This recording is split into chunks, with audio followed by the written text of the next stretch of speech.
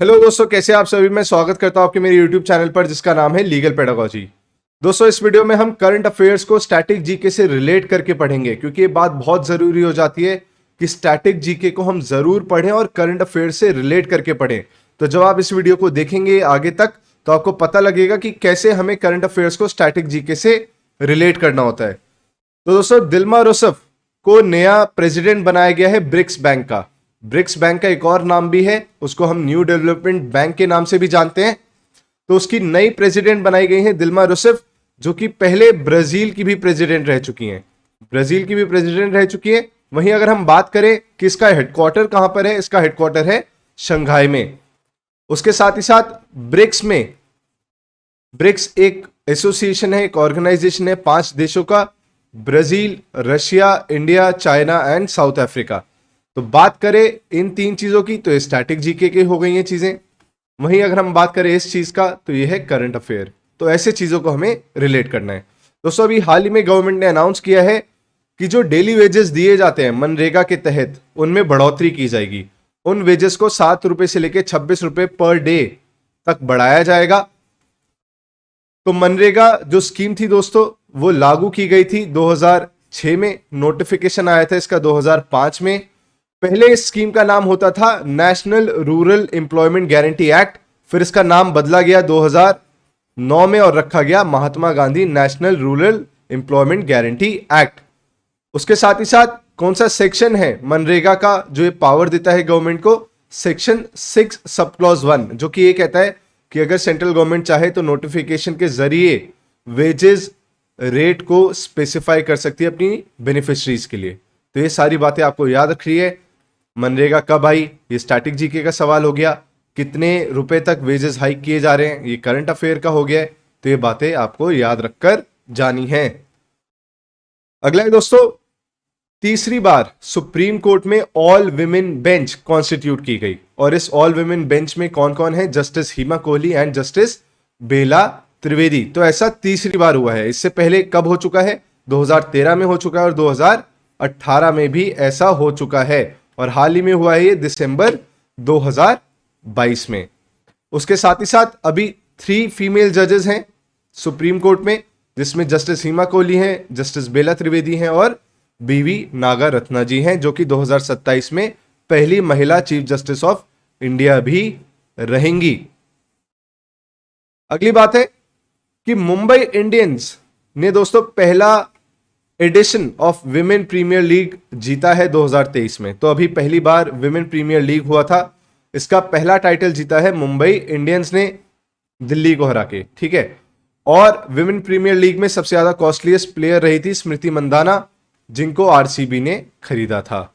उसके साथ ही साथ अगर अब हम बात करें स्टैटिक जीके का क्या सवाल पूछ सकता है इस रिलेटेड, तो दोस्तों आईपीएल का जो मेंस कैटेगरी का आईपीएल है, उसका पहला एडिशन कब हुआ था? 2008 में। ये बात आपको याद रखनी है, ये स्टैटिक जीके का सवाल बन सकता है। अभी 16वां एडिशन चल रहा है, 2023 में 16th एडिशन चल रहा है, जिसके सबसे कॉस्टलीस्ट प्लेयर अभी तक के आईपीएल की हिस्ट्री में रहे हैं सैम करन। सैम करन सबसे ज्यादा महंगे खिलाड़ी रहे हैं, 18.5 करोड़ के आसपास के पैसे में इनको खरीदा गया था। तो ये सारी बातें आपको पढ़कर जानी है दोस्तों। उसके अलावा मैं आपको बताना चाहूंगा कि सीयूईटी के नए पैटर्न पे बेस्ड हमने मॉक टेस्ट रिलीज किया है, जो कि हमारी मोबाइल एप्लीकेशन लीगल पेडागोजी पर अवेलेबल है। आपको हमारी मोबाइल एप्लीकेशन डाउनलोड करनी है गूगल प्ले स्टोर से। उसके स्टोर सेक्शन में जाके आपको परचेज करने का लिंक मिल जाएगा। एक मॉक टेस्ट का प्राइस है 200 रुपए। उसके साथ ही साथ अगर आपको और कोई इंफॉर्मेशन चाहिए हो, तो आप इस पर्टिकुलर नंबर से सारी इंफॉर्मेशन ले सकते हैं। उसके अलावा हम करंट अफेयर्स का लाइव बैच, मैथ्स का लाइव बैच, ये सब ऑलरेडी उसी मोबाइल एप्लीकेशन पर रन कर रहे हैं। अगर आप iOS यूजर हैं तो आपको पहले क्लास प्लस की मोबाइल एप्लीकेशन डाउनलोड करनी है। उसके बाद इंस्टीट्यूशन कोड में ZRVDP टाइप करना है, तब आप हमारी मोबाइल एप्लीकेशन तक पहुंच जाएंगे। पर अगर आप एंड्रॉइड यूजर हैं तो आप डायरेक्टली गूगल प्ले स्टोर से हमारी मोबाइल ऐप डाउनलोड कर सकते हैं। दोस्तों, अभी प्रवासी भारतीय दिवस मनाया गया था इंदौर में। और प्रवासी भारतीय दिवस मनाया जाता है एनआरआईज को सम्मानित करने के लिए, ठीक है। उसके साथ ही साथ इसको एक और नाम से जाना जाता है, इसका नाम है एनआरआई डे। एनआरआई डे भी कहते हैं इसको। 9 जनवरी को हर साल मनाया जाता है। सबसे पहली बार दोस्तों 2003 में मनाया गया था। इस साल की थीम क्या थी? Diaspora reliable partners for India's progress in Amrit Kaal. और ये मनाया क्यों जाता है? क्यों मनाया जाता है? इसलिए मनाया जाता है क्योंकि 1915 में गांधी जी साउथ अफ्रीका से इंडिया को वापस आए थे, तो इसी दिन को सेलिब्रेट करने के लिए प्रवासी भारतीय दिवस मनाया जाता है। अगला है वर्ल्ड हिंदी डे। हर साल विश्व हिंदी दिवस हर साल 10 जनवरी को मनाया जाता है। इस साल की थीम थी Hindi traditional knowledge to artificial intelligence. सबसे पहली बार कब मनाया गया था? सबसे पहली बार मनाया गया था 2006 में।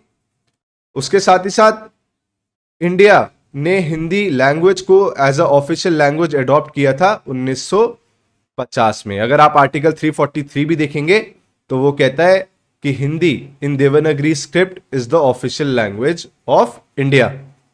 और 10 जनवरी को ही हिंदी दिवस क्यों मनाया जाता है, हिंदी डे क्यों मनाया जाता है? क्योंकि इसी दिन पहली बार यूनाइटेड नेशंस जनरल असेंबली में हिंदी बोली गई थी 1949 में। तो अब इसमें स्टैटिक जीके के सवाल क्या क्या बनते हैं? एक तो ये बनता है, फिर ये आर्टिकल नंबर बनता है, पहली बार कब मनाया गया ये बनता है, 10 जनवरी को क्यों मनाया जाता है ये बनता है। वहीं करंट अफेयर का सवाल तो बनता है कि इसकी थीम क्या थी और किस तारीख को मनाया जाता है। ठीक है, समझ रहे हैं ना आप कैसे रिलेट करना है आपको स्टैटिक जीके को करंट अफेयर से। उसके साथ ही साथ दोस्तों अभी हाल ही में 6 पद्म विभूषण, 9 पद्म भूषण, 91 पद्मश्री अवार्ड्स दिए गए हैं, जिसमें कि 19 महिलाएं रहीं और 7 पॉस्थमसली अवार्ड किए गए। पॉस्थमसली अवार्ड किए गए मतलब जिनको देना था वो अब नहीं रहे हैं, उनकी डेथ हो चुकी है। इनमें से कुछ 2 फेमस नाम हैं। एक है दिलीप महलनोबिस। ये कौन है? इन्होंने ORS का सही इस्तेमाल कैसे किया जा सकता है, कैसे जानें बचाई जा सकती है ORS के घोल से, उसके बारे में लोगों तक अवेयरनेस पहुंचाई थी। तो इनको मेडिसिन की कैटेगरी में दिया गया है। मुलायम सिंह यादव जी जो कि सपा समाजवादी पार्टी के फाउंडर रहे, उनको पब्लिक अफेयर की कैटेगरी में दिया गया है। सबसे पहले इन अवार्ड्स को देने की शुरुआत की गई 1954 में। अब ये पद्मा अवार्ड्स किस किस को मिलेंगे, कैसे चुना जाता है? तो एक पद्मा अवार्ड्स कमेटी बनाई जाती है प्रधानमंत्री जी के द्वारा। उसमें कैबिनेट सेक्रेटरी उसको हेड करते हैं, उसमें होम सेक्रेटरी रहते हैं, सेक्रेटरी टू द प्रेसिडेंट उसके मेंबर रहते हैं, और 4 से 6 एमिनेंट पर्सन्स भी इसके मेंबर्स रहते हैं। ठीक है, फिर ये कमेटी नाम तय करती है और इन नामों को प्रेसिडेंट और प्राइम मिनिस्टर के पास शॉर्टलिस्ट के लिए भेजा जाता है। ठीक है, उसके बाद बात करते हैं खेलो इंडिया यूथ गेम्स। खेलो इंडिया यूथ गेम्स कंडक्ट किए गए थे, जिसमें नंबर 1 स्थान पर रहा महाराष्ट्र। महाराष्ट्र ने सबसे ज्यादा मेडल जीते। और ये कहां पे ऑर्गेनाइज हुए थे? ये मध्य प्रदेश में ऑर्गेनाइज हुए थे। मध्य प्रदेश के अलग अलग शहरों में ऑर्गेनाइज किए गए थे, जिसमें बालाघाट, इंदौर, उज्जैन ये सभी सिटीज रही थी। इसकी मैस्कॉट कौन था?